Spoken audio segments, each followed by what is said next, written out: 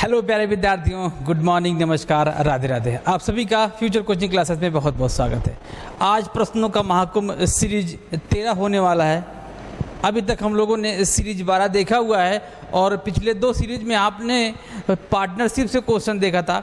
आज एक बार फिर हम पार्टनरशिप के ही क्वेश्चन के साथ आपके साथ सीरीज नंबर 13 लेके आए हैं। इसके बाद का जो सीरीज होगा वो अगले टॉपिक पर होगा, ठीक है। तो देखते हैं आज का पहला क्वेश्चन क्या कह रहा है। कह रहा है कि फर्म का एक साझेदार दिवालिया हो जाता है, इससे हुई हानि को अन्य साझेदारों द्वारा वहन किया जाएगा। ये क्वेश्चन आपका गार्नर बनाम मर्रे पर डिपेंड है। हम गार्नर और मर्रे पर कई बार चर्चा कर चुके हैं। एक बार फिर आज आपके सामने एक और क्वेश्चन के साथ अभी हम उस पर चर्चा करने वाले हैं। इसमें आपसे ये पूछ रहा है कि जो दिवालिया साझेदार हो गया है, इससे हुई हानि को, किससे हानि को साझेदारों में किस रेशियो में बांटा जाएगा। पहले हम देख लेते हैं कि जो आपका गार्नर और बनाम मर्रे का, गार्नर वर्सेस मर्रे जो है, इसके केस में डिसीजन क्या आया था। देखिएगा डिसीजन क्या आया था। पहला कह रहा था जो वसूली की खाते की हानि होगी, क्या होगा, हानि होगा, वो किस रेशियो में बांटा जाएगा। पहला कंडीशन, ये कंडीशन आपका बनेगा लाभ हानि अनुपात में। ध्यान से सुनिएगा इसको, लाभ हानि अनुपात में। जो सभी साझेदारों का उस समय जब साझेदार दिवालिया हुआ है, उस कंडीशन में उस टाइम जो रेशियो होगा पार्टनर के बीच में, उसी कंडीशन में उस हानि को क्या करेंगे, शेयर करेंगे। पहला। अब दूसरा डिसीजन क्या आया था। दूसरा डिसीजन ये था, ये जो हानि होगा, ये हानि मतलब कि लॉस कौन से साझेदार, शोधक्षम साझेदार, मतलब कि बचे हुए साझेदार।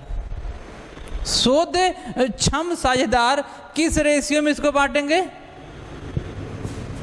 रेशियो में, सॉरी, कैसे लेके आएंगे, इसको लेके आएंगे कैश। वसूली की हानि को किस शोधक्षम साझेदार क्या करेंगे, कैश में लाके देंगे। तीसरा डिसीजन जो मोस्ट इंपॉर्टेंट था, दिवालिया साझेदार की, दिवालिया साझेदार की पूंजी की कमी, कौन सी कमी, पूंजी की कमी को किस अनुपात में बांटा जाए। ये सबसे बड़ा मसला था उस समय। विल्किंस जो दिवालिया हुए थे, सबसे बड़ा मसला उस समय यही था कि जो पूंजी की कमी है वो शोधक्षम साझेदार किस रेशियो में बांटेंगे। तो न्यायालय ने डिसीजन दिया था किस रेशियो में, पूंजी के अनुपात में। पूंजी के अनुपात में। पहला डिसीजन, हानि को जो वसूली खाता के हानि, वसूली खाता में जो हानि शो होगा वो किस रेशियो में होगा, लाभ हानि में होगा। और ये जो है ये कैश में लेके आएंगे बचे हुए साझेदार। कह रहा है तीसरा, कह रहा है मोस्ट इंपॉर्टेंट, दिवालिया साझेदार की पूंजी की कमी को पूंजी के अनुपात में शोधक्षम साझेदार बांटेंगे। और चौथा डिसीजन जो था, चौथा क्या कह रहा था भाई, कह रहा था कि जो पूंजी का अनुपात होगा कब बनेगा। ये कहता जब उस समय कौन सा दिवालिया हुआ होगा साझेदार, दिवालिया हुआ साझेदार जब होगा तब का बैलेंस शीट, तब का बैलेंस शीट में जो कैपिटल शो कर रहा होगा उसी के अकॉर्डिंग क्या होगा, कैपिटल रेशियो बनेगा। ठीक है, तो क्वेश्चन देखते हैं। देखिए क्वेश्चन क्या कह रहा है। कह रहा है कि हानि, हमने देखा कि हानि हानि किस रेशियो में होगा भाई? होगा आपके लाभ विभाजन अनुपात में। पूंजी की कमी अगर कहता तो किस रेशियो में होता? पूंजी के अनुपात में होता। लेकिन यहाँ पे कह रहा है कि हानि, ध्यान से इसको देखेंगे, ये क्वेश्चन कई बार बच्चे गलत कर देते हैं। दिमाग में उनके यही रहता है कि पूंजी के अनुपात में चलना है, लेकिन 2 रेशियो यहाँ पर दिया गया है। केस का जो डिसीजन आया था वहाँ पर 2 डिसीजन इंपॉर्टेंट है। पहला, हानि को जब बांटा जाएगा, मैंने बताया वो लाभ अनुपात में, लेकिन जो पूंजी की कमी होगी किस रेशियो में होगा? वो लाभ विभाजन अनुपात में। तो आंसर आपका कौन सा है? सी। ठीक है, चलिए अगले क्वेश्चन पे चलते हैं। अगला क्वेश्चन क्या कह रहा है भाई? एक फर्म के विक्रय के समय, कौन से? एक फर्म के विक्रय के समय अंशों और ऋणपत्रों के रूप में प्राप्त क्रय प्रतिफल साझेदारों में बांटी जाएगी। जब क्या होगा? फर्म का विघटन होगा, उस समय जो फर्म के विक्रय के समय जो कैश प्राप्त होगा, अंशों एवं शेयरों के विक्रय से जो प्रतिफल मतलब कैश प्राप्त होगा, उसको किस रेशियो में बांटा जाएगा? ये पूछ रहा है आपसे। ये होगा जिस समय विक्रय होगा उसके ठीक पहले या उस समय लास्ट रेशियो क्या था पार्टनरशिप फर्म में साझेदारों के बीच में, वो मायने रखता है। लास्ट मतलब जो पिछले कुछ वर्षों या महीनों में जो भी रहा होगा, उस समय जो प्रॉफिट शेयरिंग रेशियो रहा होगा, उसी के अकॉर्डिंग क्या होगा? ये क्रय प्रतिफल को डिवाइड करेंगे। तो इसका आंसर आपका देखिए ऑप्शन में क्या है? कह रहा है कि साझेदारों को दे अंतिम भुगतान का अनुपात। आंसर आपका यही सही है। कौन सा? पहला। कौन सा? अंतिम भुगतान भाई।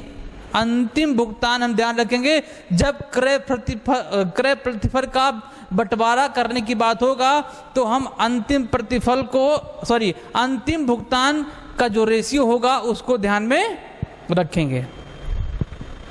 ठीक है, तो इसका आंसर आपका पहला सही है। आगे देखते हैं अगला क्वेश्चन क्या कह रहा है। यदि एक साझेदार के प्रवेश के समय पुस्तकों में ख्याति का खाता खोला जाता है, तब पुराने साझेदारों में ख्याति इस प्रकार बांटी जाती है। भाई जब ख्याति खाता खोलने की बात करेगा तो पिछले क्लास में हमने देखा था कि जब नया पार्टनर एडमिशन लेगा, उस समय वह जो ख्याति लेके आएगा वो किस रेशियो में बांटा जाएगा? सेक्रीफाइस रेशियो में बांटा जाएगा। सेम वही क्वेश्चन है कि जब वो ख्याति खाता खोला जाएगा तो किस रेशियो में उसको शेयर करेंगे, यही तो पूछ रहा है जी। बिल्कुल, ये देखिए क्वेश्चन में थोड़ा सा मिसप्रिंट हो गया है। ये मेन है, ये क्या है? सेक्रीफाइस रेशियो, त्याग अनुपात है। क्या है ये? त्याग अनुपात है। तो ऑप्शन कौन सा आपका? ऑप्शन 3 ही सही होने वाला है। कौन सा? तीसरा, त्याग अनुपात, सेक्रीफाइस रेशियो। मैं इसी में थोड़ा और आपको बताता हूं। जब पार्टनर क्या करेगा? प्रवेश करेगा किसी फर्म में, नया पार्टनर आएगा, तो उस समय ये ख्याति खाता जो लेके आएगा वो सेक्रीफाइस रेशियो में बांटा जाएगा।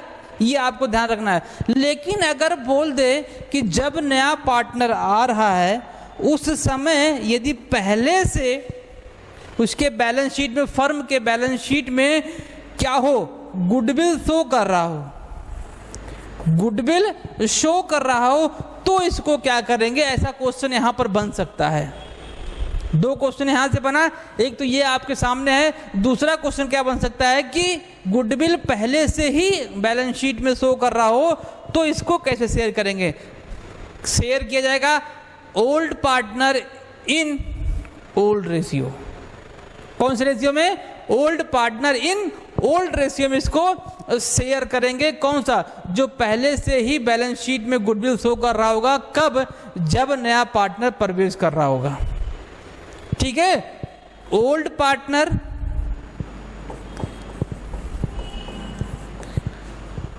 इन ओल्ड रेशियो, ये आपको ध्यान रखना है। ये वाला सेक्रीफाइस रेशियो और ये वाला ओल्ड रेशियो में शेयर होगा। ठीक, अगला क्वेश्चन देखते हैं क्या कह रहा है। अच्छा क्वेश्चन है, आ और बा एक फर्म की ख्याति का मूल्य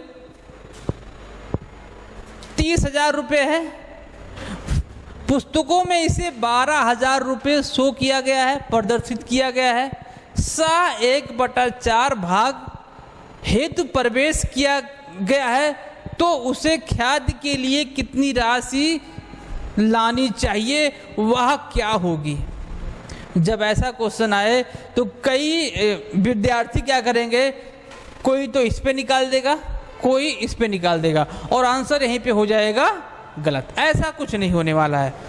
जब इस प्रकार का क्वेश्चन हो, ख्याति का मूल्य दिया गया हो और बैलेंस शीट में कुछ और दिखा रहा हो, दोनों के मूल्य डिफरेंट हो, तो कुछ नहीं करना है, उसके मूल्य में से जो एक्चुअल वैल्यू प्रदर्शित हो रहा है उसको माइनस कर दो। कितना हो जाएगा, 18,000 हो जाएगा।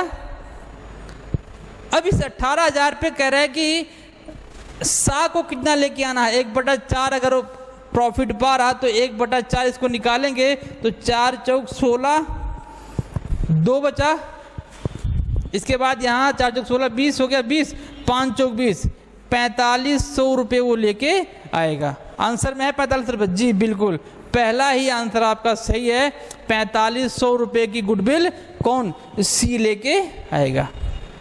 इसको सॉल्व करने का सबसे बढ़िया तरीका, दोनों को माइनस कर दो और क्या होगा, आपका गुडविल आपके सामने आ जाएगा। ठीक, अगला क्वेश्चन देखते हैं क्या कह रहा है।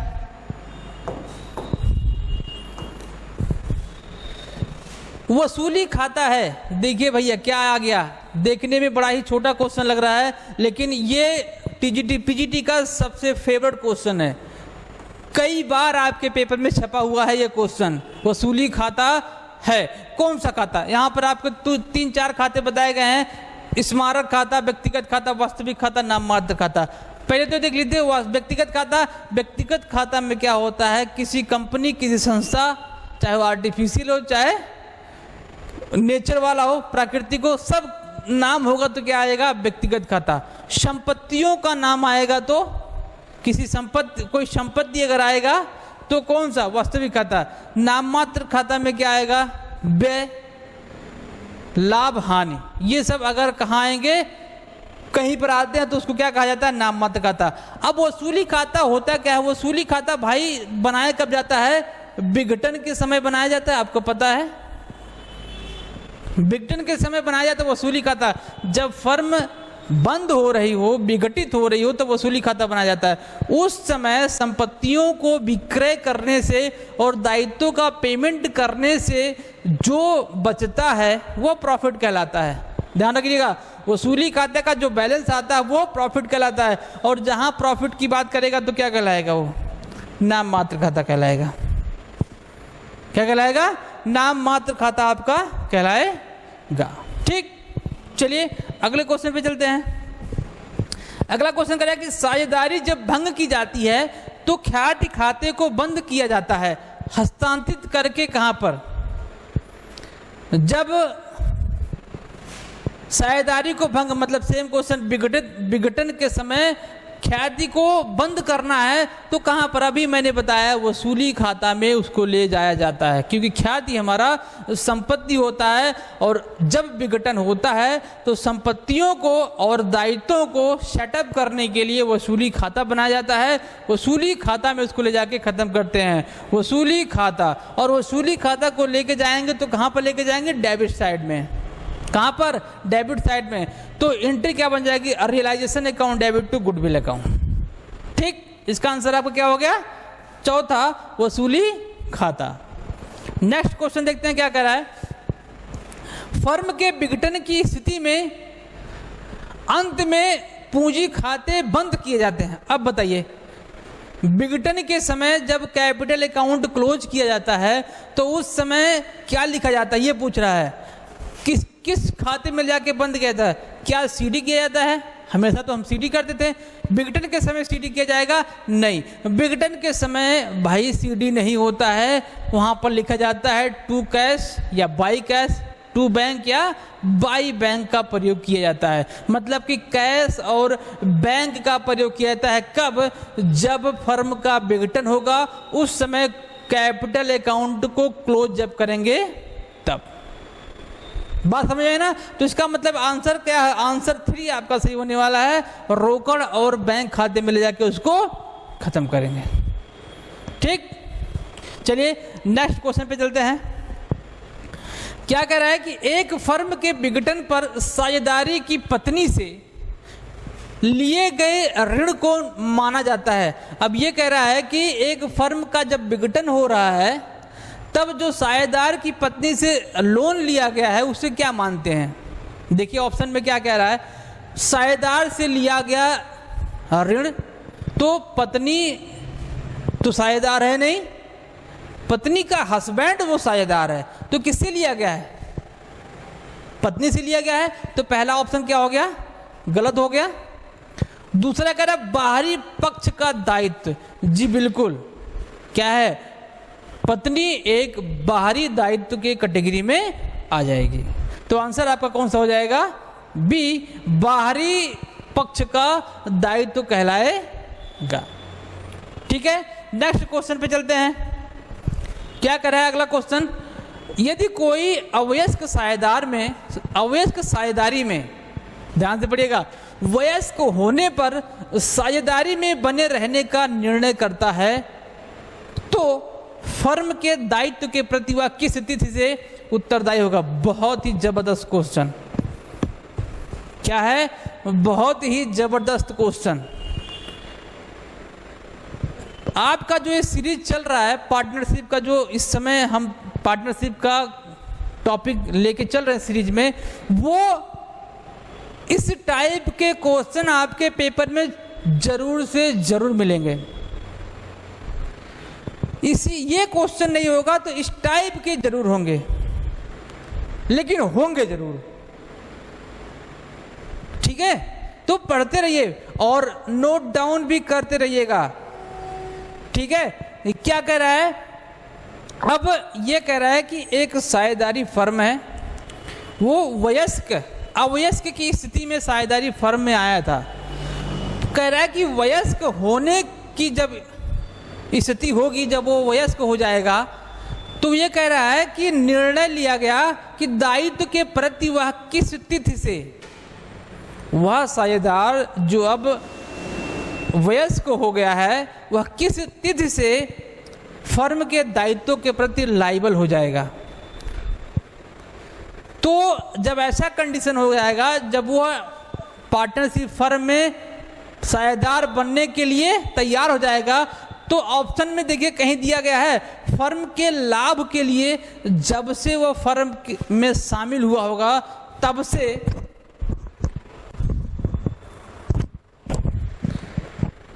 से वह क्या कहलाएगा? दायित्व के प्रति लायबल हो जाएगा। जब से उसने फर्म में क्या किया है? लाभों में शेयर प्राप्त करने के लिए एंट्री किया था, तभी से वह लायबल हो गया था लायबिलिटी के प्रति। तो आंसर आपका कौन सा सही है? दूसरा, फर्म में लाभ हेतु प्रवेश किए जाने की तिथि से आपका आंसर दूसरा सही है। ठीक है, नेक्स्ट क्वेश्चन देखते हैं क्या कर रहा है। अगला क्वेश्चन कर रहा है कि किसी एक साझेदार की मृत्यु की दशा में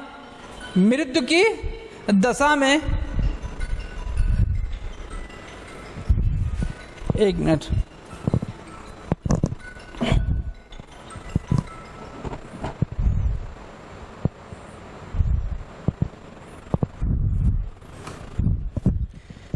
किसी एक साझेदार की मृत्यु की दशा में संचित लाभ या हानि का वितरण साझेदारों के बीच उनके निम्न अनुपात में होगा।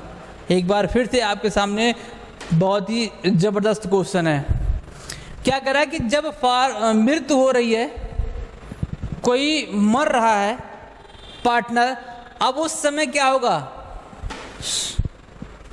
संचित लाभ या हानि होगा, फर्म में है, तो वो पूछ रहा है तो साझेदारों में उसको वितरण कैसे करेंगे? क्या करेंगे उसका वितरण? भाई जब वो मर जाएगा तो नया अनुपात बनेगा, लेकिन बाद में बनेगा। लेकिन जो संचित हुआ है पहले से, उसमें तो उसका शेयर बन रहा है कि नहीं बन रहा है? जब वो मर गया तो नया रेशियो बनने वाला है नहीं। उस समय जो रेशियो होगा प्रेजेंट में, जब मृत्यु हो रहा होगा पार्टनर का, तो उस रेशियो में क्या होगा? उसका वितरण होगा। मतलब कि लाभ विभाजन अनुपात जो होगा उस समय, वही उसका क्या हो जाएगा? रेशियो बन जाएगा। ठीक है, चलिए अगले क्वेश्चन पे चलते हैं। फर्म के समापन पर रोकड़ आंशिक वितरण में साझेदारों को रोकड़ बांटी जाती है। क्या कह रहा है? और रोकड़ बांटी जाती है कैसे? फर्म के समापन पर। पहले तो ये जान लो कि रोकड़ बचेगा कब? जब अभी हमने पिछला ही क्वेश्चन आया था कि रोकड़ जो कैपिटल अकाउंट बनेगा विघटन के समय का जो शेष निकाला जाएगा वो किस में दिखाया जाएगा? अभी हमने देखा था ना, रोकड़ और बैंक में, कैश और बैंक में दिखाया गया था। वही कह रहा है कि अब जो रोकड़ बचा हुआ है किस रेशियो में वितरण किया जाएगा? भाई कुछ नहीं करना है, लाभ विभाजन अनुपात में। किस अनुपात में? लाभ विभाजन अनुपात में। ठीक है, बचे हुए कैश को साझेदारों में उनके PSR के अकॉर्डिंग बांटा जाएगा। ठीक है, चलिए अगले क्वेश्चन पे चलते हैं। एक जबरदस्त क्वेश्चन, थोड़ा सा प्रैक्टिकल का क्वेश्चन है। क्या कह रहा है कि साझेदार X ने माह की पहली तारीख को प्रति माह, ध्यान से सुनिएगा, प्रति माह बात कर रहा है, और कौन सी डेट की बात कर रहा है? पहली तारीख की बात कर रहा है। तथा Y ने इसी प्रकार प्रति माह 5,000 रुपये, ये 3,000 रुपये, ये 5,000 रुपये, सेम पहली तारीख को दोनों क्या कर रहे हैं? आहरण कर रहे हैं। अब ये कह रहा है कि 10% वार्षिक दर से नियमानुसार ब्याज क्या होगा? नियमानुसार ब्याज, पहले तो ये देख लो निकाला कैसे जाएगा। मैंने पिछले क्लास में बताया था, जब पहली तारीख होगा तो भाग किससे करेंगे? मल्टीप्लाई 6/12 से किया जाता है। निकालने का मैंने तरीका बताया था। ठीक है, देखिए कैसे देखेंगे। पहले तो हम देख लेंगे कि 3,000 X का है, पर मंथ है, तो एक साल में कितने महीने होते? 12, 3 36,000 हो जाएगा। कितना हो गया? 36,000 हो गया। Y का देख लेते हैं, Y का 5,000 है, 12 महीने 12 पंचे 60,000 हो जाएगा। इन दोनों को जोड़ देंगे तो कितना हो जाएगा? 96,000 हो जाएगा। और 10% निकालेंगे तो 10% इंटू 6.5/12 हो जाएगा। इसको क्या करते हैं? काटते हैं। यहाँ से एक जीरो निकल गया, यहाँ से एक जीरो निकल गया। ठीक है, अब इसको यहाँ से काटेंगे तो आपका निकल के आएगा 5200 रुपये, 5,200 रुपये। तो आंसर आपका कौन सा हो जाएगा? पहला 5,200 रुपये। ठीक है, चलिए अगले क्वेश्चन पे चलते हैं। क्या कह रहा है अगला क्वेश्चन? प्रतिभूति प्रीमियम। अब देखिए यहां से क्वेश्चन शुरू हो रहा है आपका शेयर का। आज से ही एक नया टॉपिक शुरू हो रहा है, शेयर। कंपनी खाते यहां से शुरू हो रहा है। मतलब कि पार्टनरशिप से जितने भी क्वेश्चन आने वाले थे वो क्या हो गए हैं? कंप्लीट हो गए हैं। ठीक है, अब आज से शुरू हो रहा है, यहीं से शुरू हो रहा है शेयर के क्वेश्चन, कंपनी खाते से। पहला ही क्वेश्चन क्या कह रहा है कि प्रतिभूति प्रीमियम होता क्या है? हम लोग क्वेश्चन में लगाते ना सिक्योरिटीज प्रीमियम, जब उसके फेस वैल्यू से अधिक वैल्यू हमको प्राप्त होता है तो क्या कहलाता है? वो सिक्योरिटी प्रीमियम कहलाता है। किसके फेस वैल्यू से भाई? शेयर के। शेयर के फेस वैल्यू से जब हमको अधिक मूल्य प्राप्त होता है तो वो क्या कहलाता है? सिक्योरिटी प्रीमियम यानी प्रतिभूति। ये कह रहा है यह क्या है, किस टाइप की प्राप्ति है? भाई ये लॉन्ग टर्म पीरियड के लिए होता है, शॉर्ट टर्म तो होता नहीं। और जब लॉन्ग टर्म पीरियड के लिए रिसीव होगा तो आपको पता है क्या होता है? वो पूंजीगत होता है। शॉर्ट टर्म जब रिसिप्ट होता है वो रेवेन्यू नेचर का होता है, मतलब आयगत होता है, लेकिन ये प्रतिभूति प्रीमियम जो होता है ये लॉन्ग टर्म पीरियड के लिए होता है, इसीलिए इसे क्या कहा जाता है, पूंजीगत प्राप्ति कहा जाता है। ठीक, चलिए अगला क्वेश्चन देखते हैं। अगला क्वेश्चन क्या कह रहा है, किसी अंश के निर्गमन पर अंकित मूल्य का अधिक कहलाता है। देखिए वही सेम क्वेश्चन आपका क्या कहलाएगा, वो प्रतिभूति प्रीमियम कहलाएगा। जब फेस वैल्यू से अधिक वैल्यू जब हमको रिसीव होगा तो क्या कहलाएगा, आपका सिक्योरिटी प्रीमियम कहलाएगा। ठीक है, नेक्स्ट क्वेश्चन चलते हैं।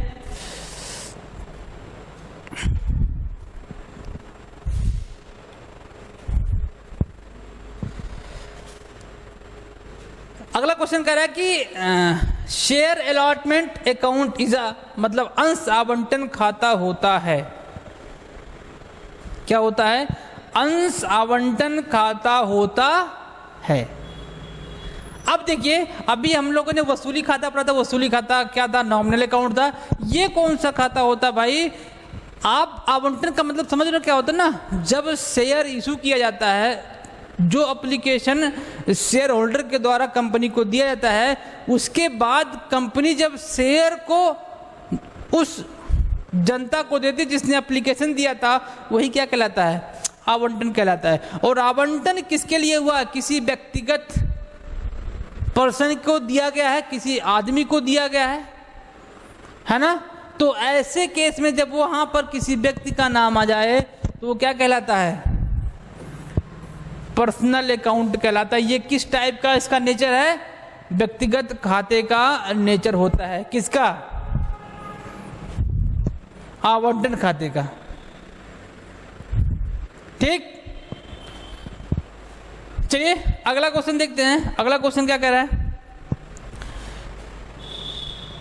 निम्नलिखित में से कौन सा एक कंपनी के वित्त का स्रोत नहीं है। यहां पूछ रहा है वित्त का स्रोत का मतलब कहां कहां से पैसे आते हैं और कहां कहां से पैसे नहीं आते, आपसे ये पूछ रहा है।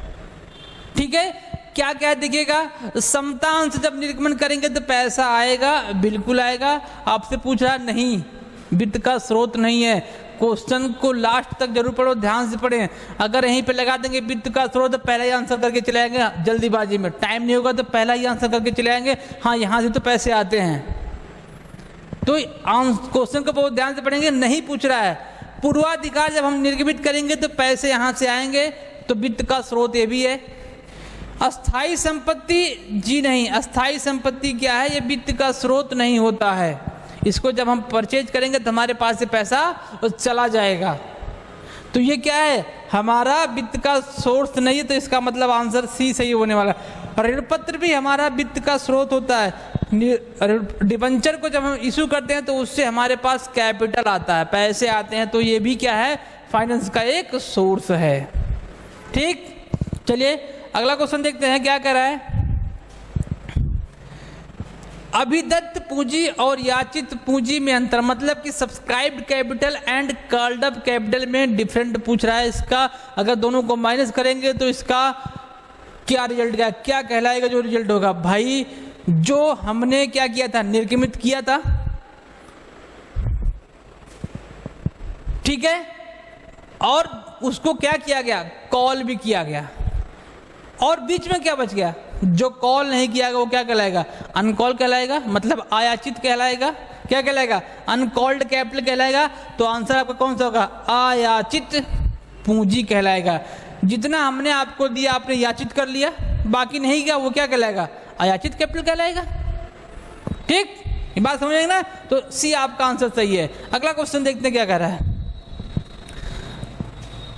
कंपनी अधिनियम 2013 के अनुसार एक कंपनी द्वारा अंशों का निर्गमन किया जाता है। भाई बहुत ही जबरदस्त क्वेश्चन, क्या है भाई, अंशों का निर्गमन करने की कितनी मेथड रह गई हैं। पहले तो 3 था, पहले एड पार पर भी होता था, एड प्रीमियम पर भी होता था, एंड एड डिस्काउंट पर भी होता था।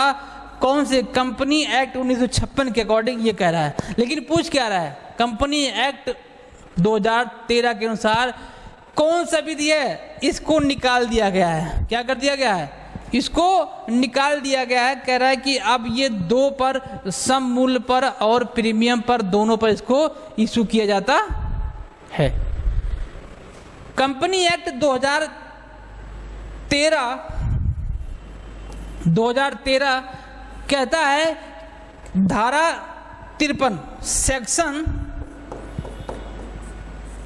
53 कहता है कि धारा 54 में जिस शेयर को बताया गया है उसको छोड़कर बाकी किसी भी शेयर को हम डिस्काउंट पर इशू नहीं कर सकते हैं। सेक्शन 53 कहता है कि भैया 54 सेक्शन में जो जिस शेयर के बारे में बताया गया उस शेयर का नाम क्या होता है, शेयर वारंट। ठीक है, उस शेयर को छोड़कर अगर ऐसा कोई शेयर है तो उसको हम डिस्काउंट पर इशू नहीं कर सकते हैं। कंपनी एक्ट 2013 की धारा 53 के अनुसार। ठीक है, आज का लास्ट क्वेश्चन, किसी कंपनी द्वारा प्रतिभूति प्रीमियम का प्रयोग किया जा सकता है। अब ये देखिए, ये सेक्शन 52 में बताया गया है, कंपनी एक्ट 2013 की धारा 52 में बताया गया है कि प्रतिभूति का प्रयोग कहाँ कहाँ कर सकते हैं। मतलब कि जो शेयर पर एक्स्ट्रा पैसा प्राप्त हुआ है उसका यूज हम कहाँ कहाँ कर सकते हैं। उसका यूज देखिए कहाँ कहाँ कर सकते हैं, बोनस अंशों को निर्गमन करने पर कर सकते हैं, पूंजीगत हानियों मतलब कैपिटल नेचर के प्रॉफिट्स और जितने भी लॉस होंगे उसको सेटअप करने के लिए क्या कर सकता है, इसका प्रयोग किया जा सकता है। तो आप इसमें देखिएगा क्या क्या नहीं, प्रिलिमिनरी को रिटर्न ऑफ करने के लिए किया जा सकता है। इसमें से कह रहा है कि क्या नहीं है, देखिएगा पहला ही अपने अंशों को बोनस अंश इशू कर सकता है, जी बिल्कुल कर सकता है, यहाँ से बोनस अंशों का निर्गमन हो सकता है। दूसरा कह रहा है कि पूर्वाधिकार अंशों के शोधन, जी नहीं, बिल्कुल भी नहीं कर सकता है। क्या कर सकता है, बिल्कुल भी नहीं कर सकता है। तीसरा कह रहा है अंशों पर लाभांश, जी नहीं, बिल्कुल। ये दोनों ऑप्शन आपके नहीं है। तो प्रतिभूति का प्रयोग कहाँ किया जा सकता है भाई, अंशों के निर्गमन पर किया जा सकता है। कौन सा, बोनस अंशों को निर्गमित करने के लिए सिक्योरिटी प्रीमियम का यूज हो सकता है। तो क्वेश्चन आपसे कह रहा था कि प्रतिभूतियों का प्रयोग कहाँ किया जा सकता है, इसमें से बताइए। ठीक है, तो ये आज का आपका 20 क्वेश्चन आपके साथ हमने बहुत अच्छी तरीके से डिस्कशन किया। उम्मीद है कि आपको बहुत अच्छा लगा होगा। अच्छा लगेगा या ना लगे, लेकिन ये आपके पेपर में क्वेश्चन छपने वाले हैं, इम्पोर्टेंट है, तो जरूर से जरूर इसको नोट डाउन करिएगा और पढ़ते रहिएगा। और अगर नहीं पढ़ रहे हैं तो सिलेक्शन क्या करिए, भूल जाइए, सिलेक्शन आपको मिलने वाला नहीं है। इसीलिए कंटिन्यू लगातार हमारे इस महाकुंभ की सीरीज के साथ जुड़े रहिए। आपको डेली 20 क्वेश्चनों का ये सीरीज मिलेगा और बहुत ही अच्छे सीरीज में बहुत ही अच्छे क्वेश्चनों के साथ ये सीरीज आपके साथ लगातार कंटिन्यू होता रहेगा। तो मिलते हैं आपसे अगले वीडियो में, तब तक के लिए पढ़ते रहिए और मुस्कुराते रहिए। जय हिंद।